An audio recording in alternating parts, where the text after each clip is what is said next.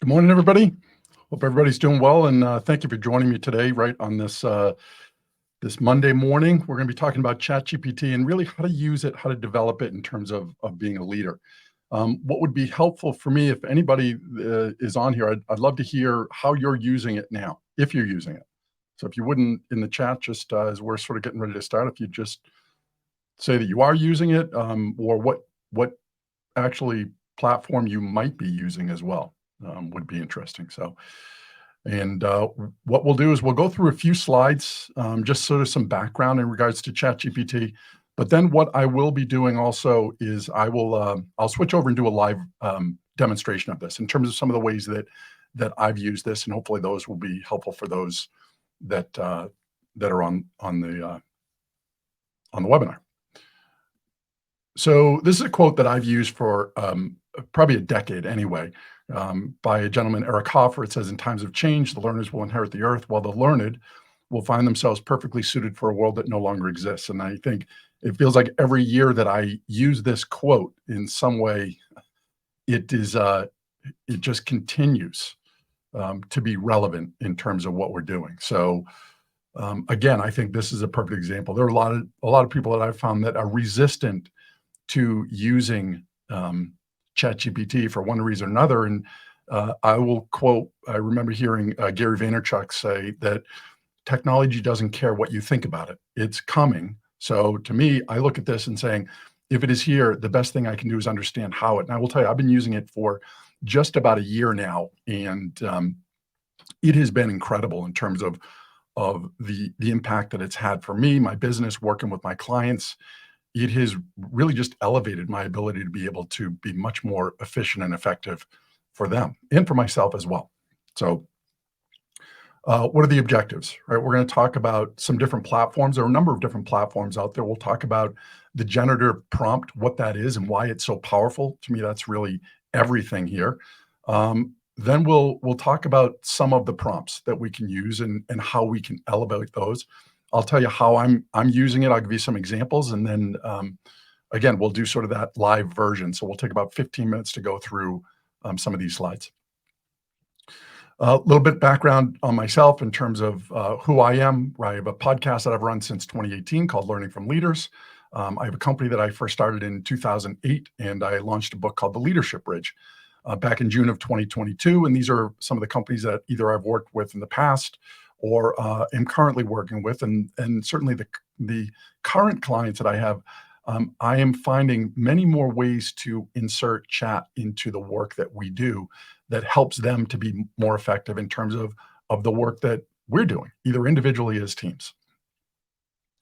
So AI platforms, I just chose 4 here. If you were to Google this, not using chat, if you were to actually Google, there are numbers of them. I think I saw that there was a listing of 10 different AI platforms. So I've only listed 4. Chat is the one that I use the most. I've found it to be the most user-friendly in ways.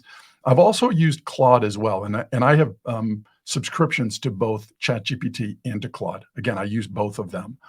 I have played around with Bing. I wasn't really a fan of Bing. It's been a while. It could have changed since then, but it just didn't have the same feel for me in terms of how I like to utilize it. So I don't use that. And I have not really had an opportunity to jump on and use Bard all that often. So Chat, Claude are the 2s that I use the most. And Claude I was using as well for larger documents, things that had many more characters, specifically for if I was wanting to review a study that was done and I wanted to ask Chat or Claude questions on it, or ask Chat. Sometimes it was too big. It wouldn't be able to take all that information, whereas Claude has a much larger again, ability to add documents. As an example, I was able to upload my entire book, which is about 124 pages or 134 pages, as a PDF document into Claude. And it was able to basically read the entire document, whereas I couldn't do that with Chat. And what I did with that was I actually had Claude, with the help of Chat later on as I refined it, create my book, The Leadership Bridge, into an executive summary that I now sort of give as a lead magnet. So generative prompts, right? The power is in the question, right? There are three prompt patterns that I'll talk about. One is called persona, one is called audience, and the other is I call it interview, and I'll talk about how I use those. Um, so to me, the key to this is refining your question. How do you refine your question?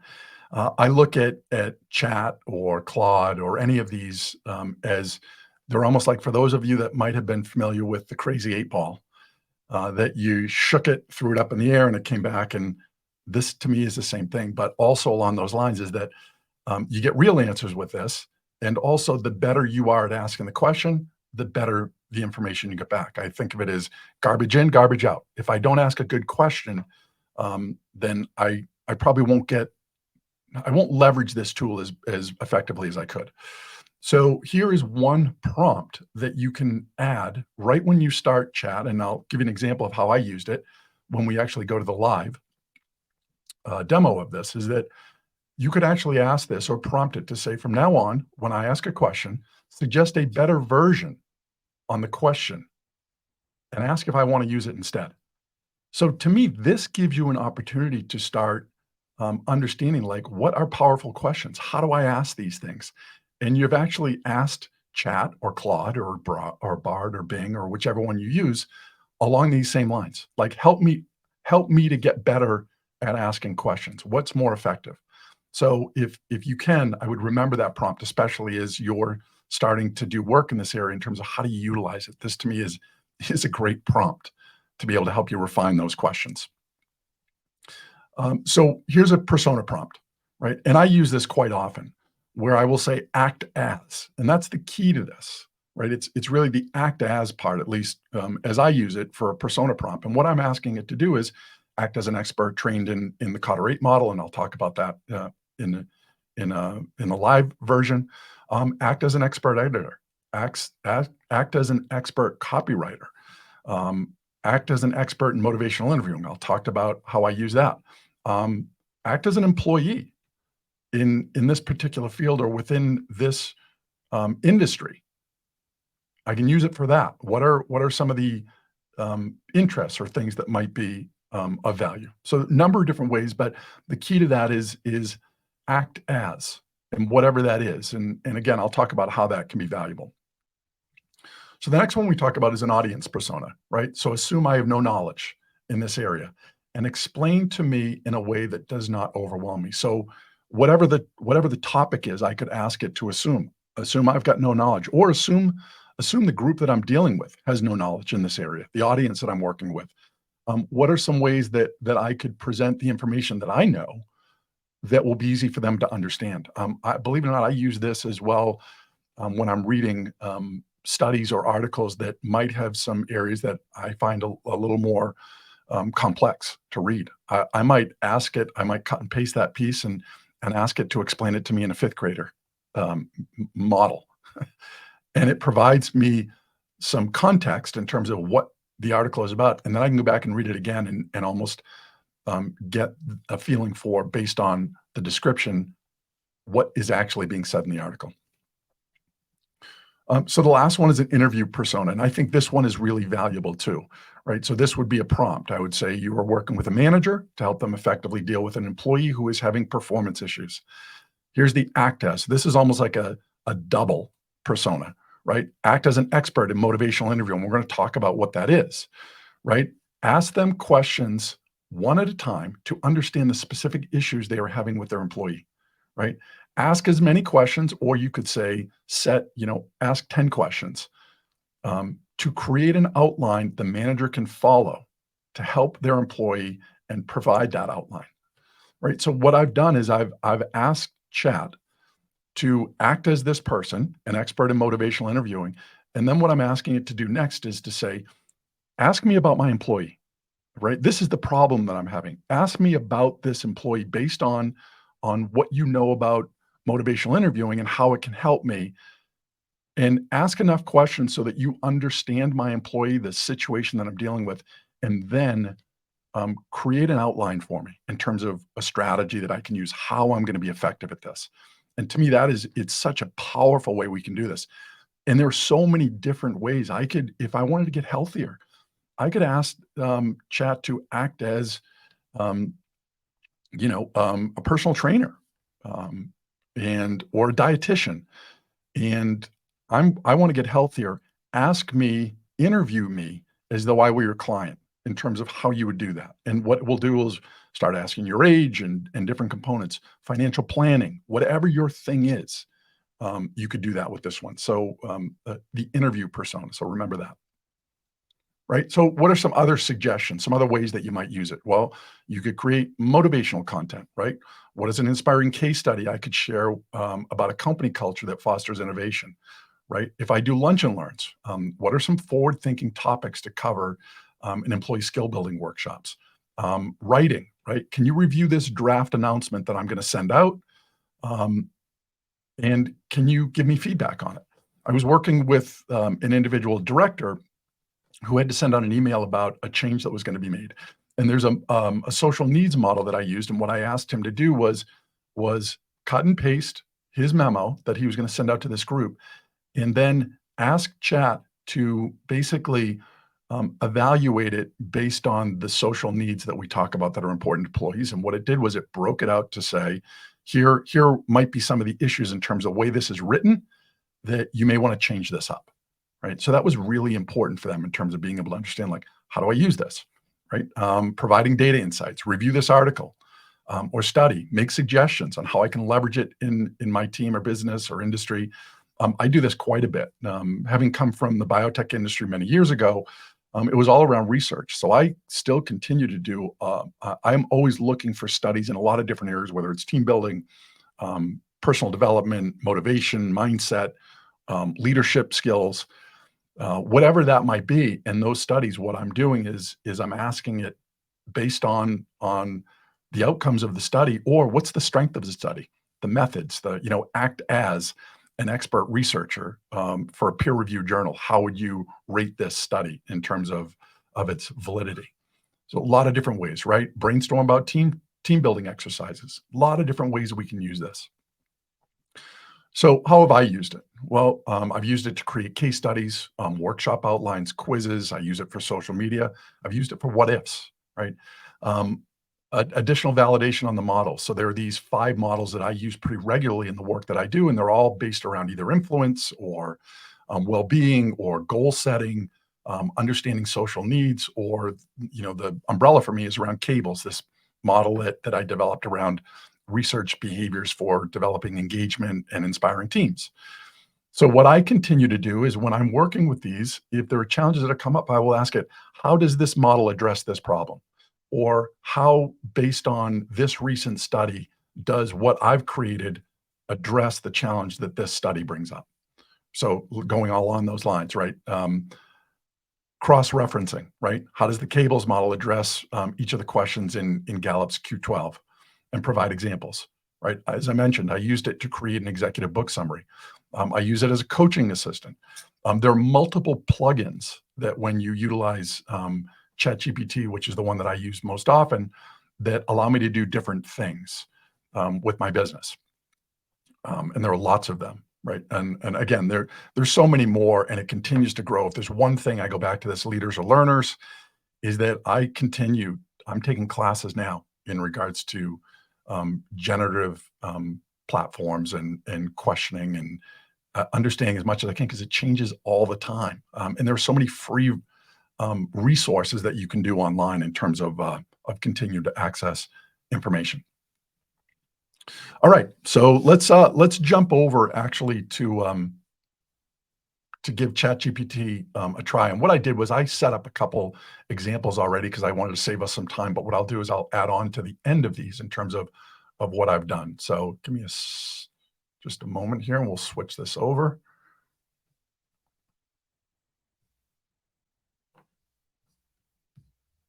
I'm going to disappear here as well, just so that we have full access to the screen.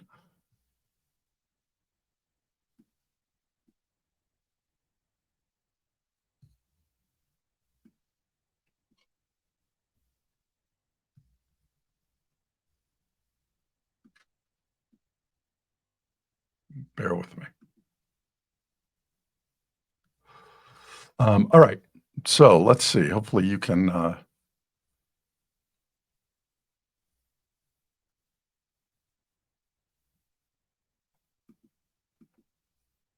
Give me a second here.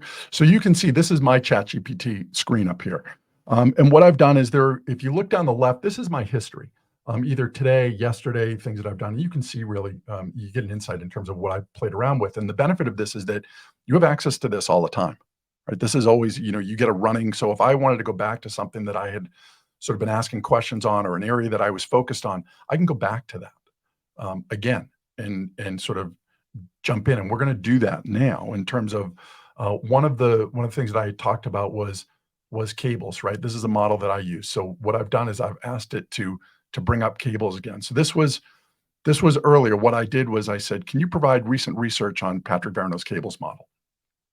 Um, and what it does first is it searches the web on this for me. So this is the paid version allows it to scrape the internet. So that's what it's doing. So what it has done is it's pulled my model off of the internet, as well as this online course that I run with many of my clients.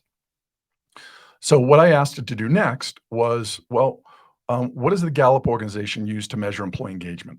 Because I know that that's an important one. So what I did was when I asked it that question, it comes up with the Gallup organization, right? What their tool is in terms of Q12. So it goes through, gives me an example of Q12. It gives me links so I could go and actually look at the survey, what the questions are, or I could ask it here. So what I did next was I said, well, would the cables model be an effective approach to improving engagement based on the Q12s? So what I'm now doing is I'm cross-referencing. I'm asking it to give me an idea of would this be valuable? So as you can see, what it does is it takes each of the letters from the model that I created in cables and says, okay, congruence. It aligns with Q12 focus on clear expectations and integrity and leadership. So it starts to put this together. Now I could go deeper on this in terms of asking it more sort of focused questions on this. I could ask it to,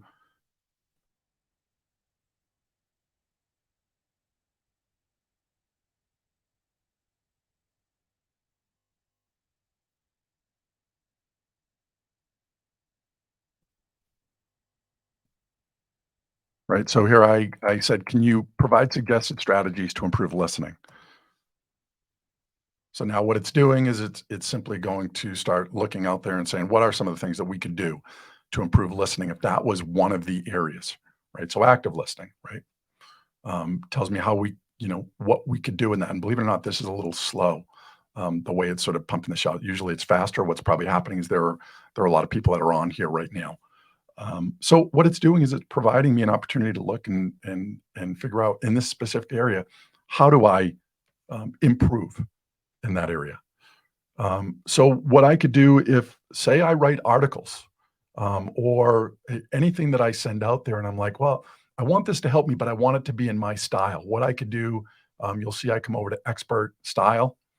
I'll go up to the top. As I mentioned, I prompted this. And let's jump in right here. What I did was I took an article that I had previously written, and I've asked it to analyze, act as an expert in writing, in analysis, and create an outline of what my writing style is. So this is what it does, right? Your writing style that you provided is authoritative, it's informative. Here are some of the things that it has identified in terms of my writing style, right? So then I asked it, how would you suggest describing these if I wanted to write future articles in this style? And now it gives me, the opportunity to say, these are some of the things that I want to make sure if I want an article that's based on this, this is how I do it. Now, here's what I did as well, as I said, okay, well, based on this, can you write a 500-word memo that will go out to my employees? And I could make it 200, I could make it 1,000. I could ask it to have bullet points. And then I would say, on the importance of completing performance reviews. So here it is, right? To all team members, right? Embracing performance reviews, and it goes through and it writes it in my style, gives bullet points, and it ends here. Now, a couple things I could do here. This would allow me, if I didn't like this version, I could hit that again. So now what it's going to do is it's going to print, it's now going to generate another version of this. because I sort of said, yeah, maybe that's okay. I don't like it. I'm going to give it the opportunity to give me a complete new version of this, is what it's doing. So here you go. So this is a complete new version of this request that I made of it. I could do this in a number of different ways. I could ask it to make it humorous, and it could do the same thing, right? Can you provide, and believe it or not, spelling doesn't matter with this. Thank you, ChatGPT.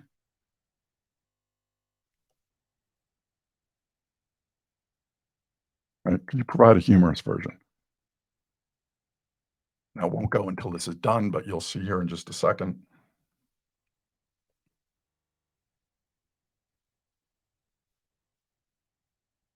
Right? So all it's doing is going through and give me another version and saying, "What do you think of this? Does this one sound better?" And then I have the opportunity at the end to say, "Yes, this looks pretty good," or I change it around. Right? Was this response better or worse? So let's see what happens on the humorous version. So again, now it's sort of figuring this thing out and saying, "Okay, let me figure out if we can do this." Dear cast members, right? Cue the spotlights, right? Now I know you're thinking, right? So all this does is take another version of this, right? In maybe a different style. You say, look, I want to play around with this. So it has the opportunity to do that. Next, I wanted to talk about motivational interviewing, how I use this. To me, this is a really valuable one. See, so something obviously happened here. It got kicked out. So it's asking me, do I want to regenerate this? What I'm going to do is I'm going to come over here to the prompt that I did earlier on motivational interviewing. This is probably one of the most valuable uh, coaching tools I think you can use as a leader, as a manager, in terms of coaching for performance.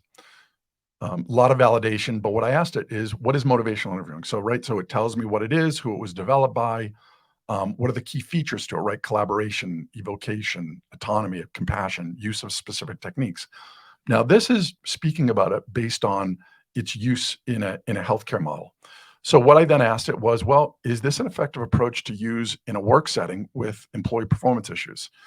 And then what does it do? Yes, motivational interviewing can be an effective approach in a work setting, particularly for addressing employee performance issues. And it goes through and tells me how to do that. Why this is important, right? So now what I've done is I said, okay, well, I have an employee who their work quality has been poor recently, leading to many errors and the need for rework. Can you provide a detailed outline on how I could use this approach with this employee? Right. So now I'm starting to get more specific in terms of how I'm going to use it with this employee. Right. So now it's telling me, okay, here's what you would do, right? Pre-session, opening the conversation, right? Exploring the issue, right? Open-ended questions, reflective listening, addressing the core issues, fostering commitment and change, right? Closing the conversation. After, what am I going to do? So if I go back up, we talk about discrepancy in here, developing discrepancy or trying to create this sense of discrepancy, which is really all about a gap between where they are and where that I want them to be. Um, I could ask it for more detail on this, right? So right here, developing discrepancy. So what I've done at the end is I've said, um, what are 5 suggested questions I might use to develop discrepancy? So what it does is it provides some examples on how I can do that. What I could then ask it to do is I could ask it to take any one of these sections and go deeper into it. Or if you remember that interview persona, I could ask it to act as um, an expert in motivational interviewing who is helping me as a manager deal with this employee and ask me as many questions as you need to be able to understand this employee so that you can create a framework that I can use with this employee. And it will do that, right? So you could actually then say, what if my employee were to say this or this to happen? How would I overcome that? Okay, so that's motivational interviewing. What I want to talk about next is this model that I use called the Cotter 8. This was developed by a gentleman named John Cotter. I believe he was out of Harvard. From a performance or a project management model, I think it's one of the best out there. Um, so what I've done is I've asked it, well, first off, what is the Cotter 8 model? And it goes through and talks about the model, how it was developed, um, why it's, what its steps are, how they're valuable, right? So it goes through, right? Create urgency, form a powerful coalition, create a vision for change. These are the things that you need to do with this Cotter 8 model. So then I might say, okay, well, we're implementing a new medical record system in our hospital. Can you act as an expert trained in the Cotter 8 model and provide an outline we may want to follow based on the Cotter 8? So now what it does is, again, it's got a little more detail. So it's now going to go through and actually give me recommendations based on what I've asked it to do, right? For each of these sections, how could I do this, right? What do I do here? Now again, I could ask it for any one of these sections, to be more specific, or could you provide examples? So if I said, you know, could you provide more detailed examples on how to create a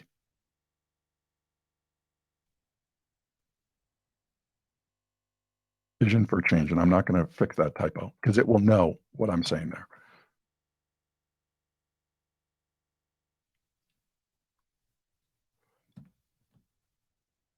All right. So now what it's doing is it's simply going just off of that section. Okay. Let's look at this a little more. What are some things that you could do? Um, how can we develop in this area? And it's giving me more suggestions. So again, I could do this. I could ask it to interview me. Number of different ways I could do that. So an important one for you to, I think, put in your toolbox. So another one that I could ask it to give me some help with is around employees, right? So I could, as I started up here, I asked it to, right, based on your most current research and surveys, what are the 5 greatest leadership challenges leaders are facing and the 5 greatest challenges employees are facing? Now, what's interesting, when I asked it this, it only answered the first part. So there are times where you can give it too much information. If you're asking for too many different things, you might have to break it down into different sections, which is what I did here. I broke it down into, right, it gave me the answers for this. So what I asked it next was, well, what are the 5 greatest challenges employees are facing, right? So what does it do? It gives me these, right? But then I asked it again. So what about specific challenges with those they report to, right? So what are some of the challenges that they're facing with their leaders, right? Communication barriers, performance management, lack of trust, isolation, work-life balance, right? So this, I could then ask,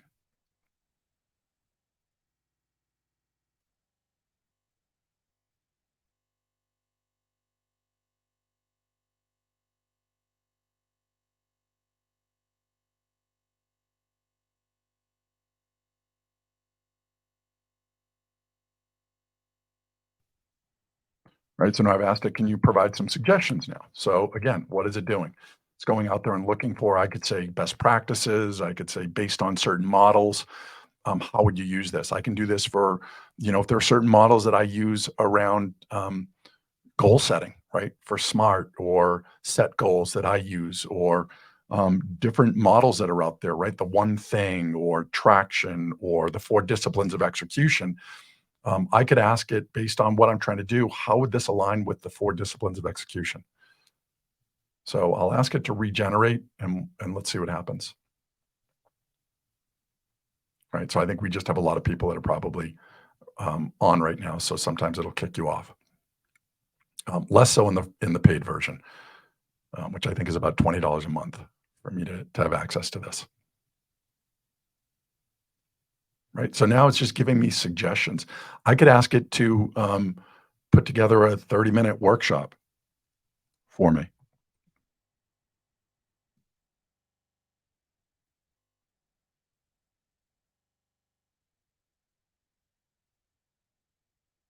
So I'll ask it, could you create a 30-minute workshop?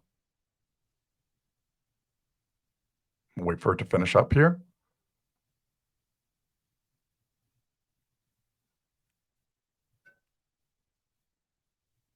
Right. So it's giving me all of these different things that I could possibly do, right? So now, right, could you create a 30-minute workshop?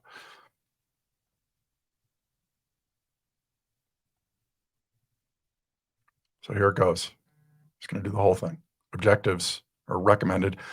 There's another piece of this that I could actually ask it to create a PowerPoint presentation, and I could structure it in a way that I could actually cut and paste this because it would put it in code, and I could insert it into PowerPoint, and it would set the structure for that PowerPoint, and then I could go in and sort of tweak it around, but it would do that. And I'm looking at these type of workshops that I'm doing around chat as as being a series. So this will not be the only one. I wanted to simply create some buzz around some of the things that I think are most valuable and on a higher level.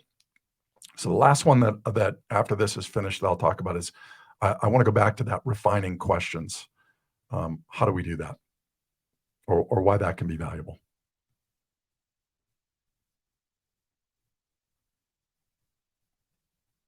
Right. So tips for success. What are the things that I can do to create this? I could ask it to um, give me exercises that I could do for engagement. I could tell it, this is my audience. These are the personality styles that are going to be in this workshop. Can you sort of restructure this or structure it based on this type of audience? And it will switch it. It will sort of change it up based on that. So refining questions, right? I want to come back to this one, right? So again, I mentioned in the PowerPoint, right? So from now on, when I ask a question, suggest a better version of the question and ask if I want to use it. So what does it say? Certainly, I can help refine your questions to get better or more specific answers. So now what I did was a very general question, right? How do I get in better shape? So this says to refine your question, we've tailored it a little bit, right? What are effective strategies for improving physical fitness? Do you want to use that one? So I said yes. So great. Here's what comes next, right? So and here's where again I sort of take this and say, okay, I'm going to combine a couple of these.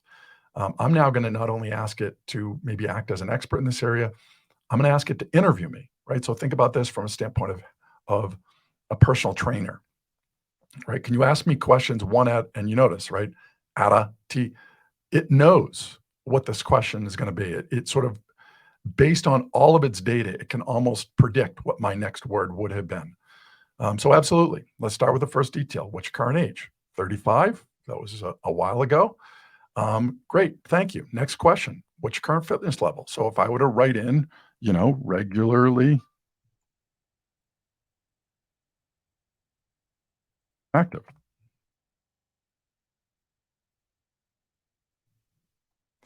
Now, what I love about this, if you think, right, these were things that I had done later on. It's not as though this forgot about them.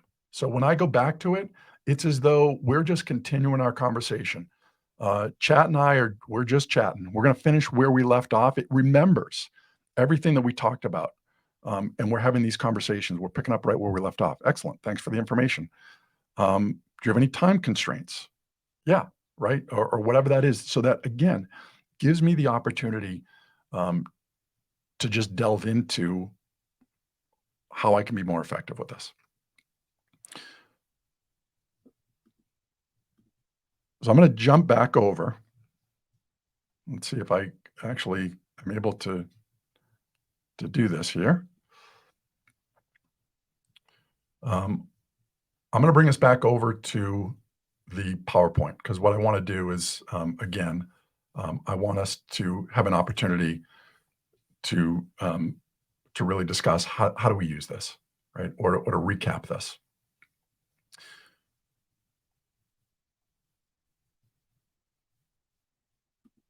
So I'll jump back in here, launch my screen.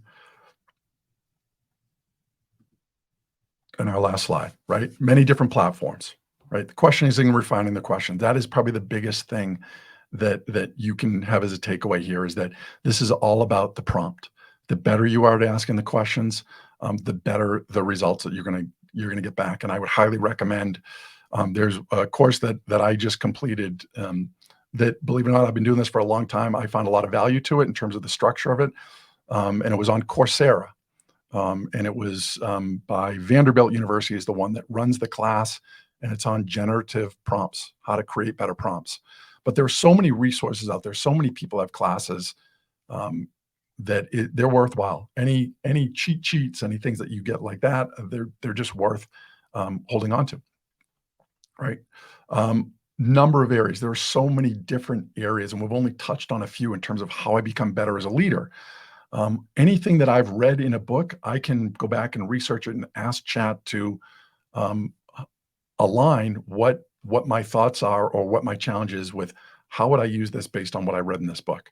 Now, for some of these things, I might have to cut and paste that to give it the information it needs to be able to make those decisions, but I have that ability to just cut and paste it and do that. So with that said, Andrea, I'm glad you love the interviewing part. It is to me, it's one of those powerful ways where there it just allows the expert to ask you what you need help in. We can use it in a number of different areas. Um, I hope you found this helpful. There's so many options here. Again, be on the lookout. I am planning on doing more. If there are any specific challenges or things that you're facing in terms of how you use this or want to use it as it relates to leadership, send me a message on that. Or, email me.